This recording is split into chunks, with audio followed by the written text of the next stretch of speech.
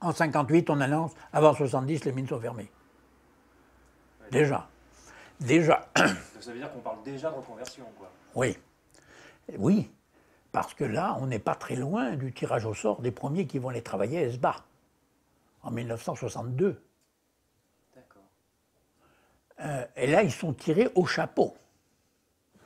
On a pris tous les hommes qui avaient plus de 15 ans de mine, entre 15 et 20 ans, ouais.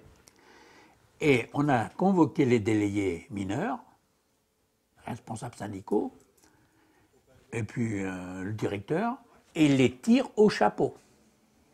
Les noms de ceux qui vont être reconvertis. En plus, si moi j'ai eu le droit de conserver les droits miniers par un décret en 1974, eux n'ont pas eu le droit de revenir aux avantages miniers. Ceux qui ont été tirés au chapeau.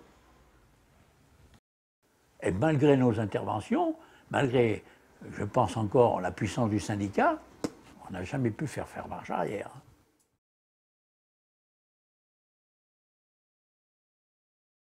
Il y a beaucoup d'inquiétudes parce que, bon, les embauches se sont arrêtées dans les années 60 et donc la jeunesse ne savait pas, sur Saint-Éloi, ne trouverait pas d'emploi, donc a quitté Saint-Éloi. Donc ça posait quand même des questions pour l'avenir. Alors, elle était toujours un petit peu, on la voyait proche, la fermeture, et puis bon, elle était toujours reculée. Bon, il y a eu en 75, il y a eu une petite prolongation.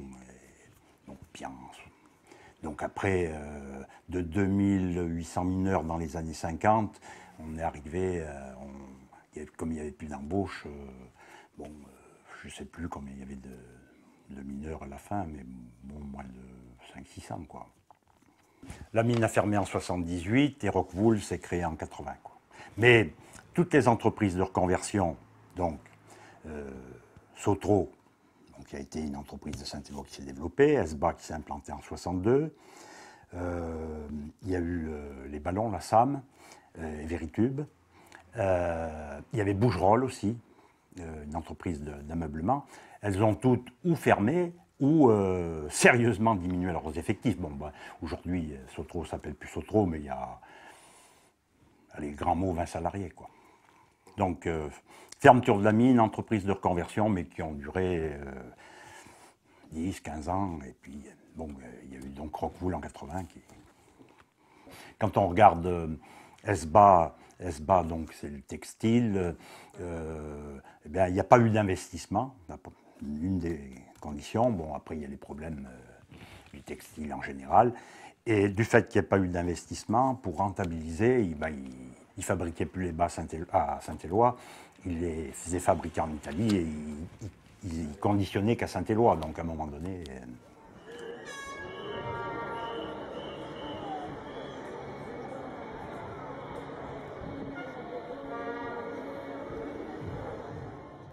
Et Veritube, donc c'était 6 usines en France.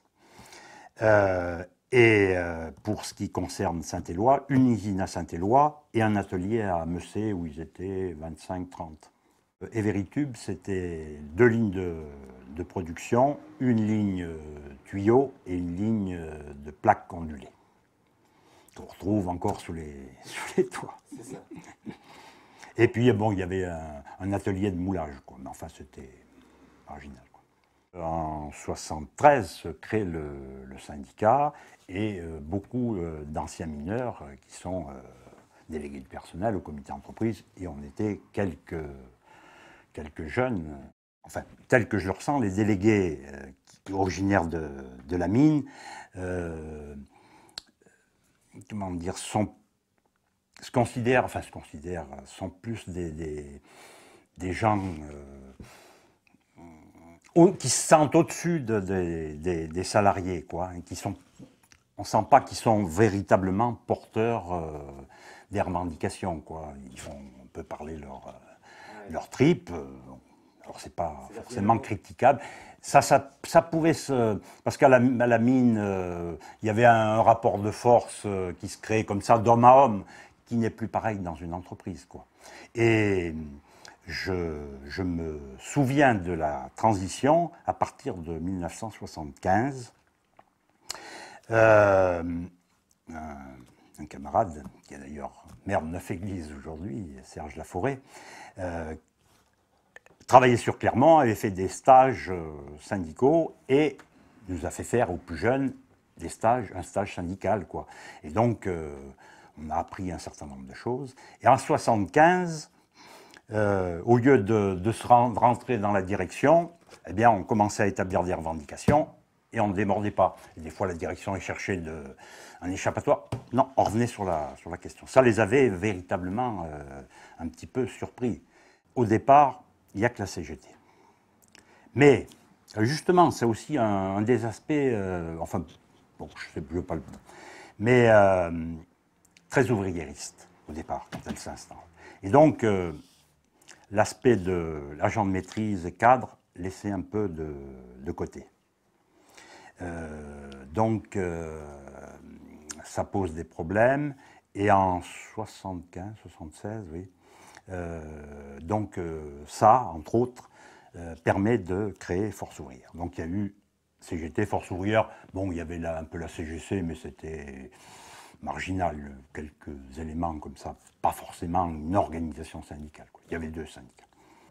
Pas au début, bien sûr, puisqu'on n'avait pas conscience, mais à partir de 1976, avec le problème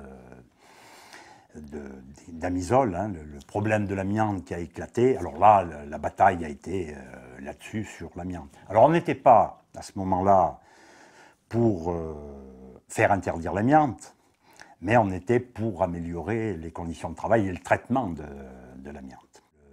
Le professeur Pézeras était venu à Misol et bon, il y avait des copains qui avaient pris contact avec lui et il est venu à Saint-Éloi, il a visité l'usine et fait une réunion publique ici à Saint-Éloi. Alors, pour dire la force du syndicat, c'est que lorsqu'il est venu à l'usine, bah, la direction avait fait nettoyer partout le chantier de façon à ce que...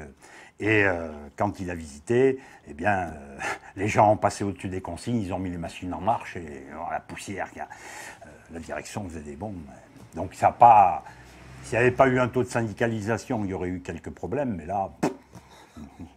La réunion publique ici à Saint-Éloi, la salle de la vieille mairie était pleine, et la direction du groupe Saint-Gobain avait envoyé, je crois, trois ou cadres pour contrer, argumenter, dire que l'amiante n'était pas dangereuse. Et on est passé tout de suite après, bon, nous on n'avait pas pris la dimension, on pensait avoir gagné une bataille, la bataille, sur l'aspect de l'utilisation contrôlée de l'amiante, quoi. Ce qui à Everitube a fait que on travaillait plus l'amiante à sec, on l'a travaillé sous forme humide, mais on avait toujours de l'amiante. Il a fallu attendre 95-96 avec l'explosion de victimes au niveau national pour faire prendre en compte que l'utilisation de l'amiante, sous quelque forme que ce soit, était dangereuse.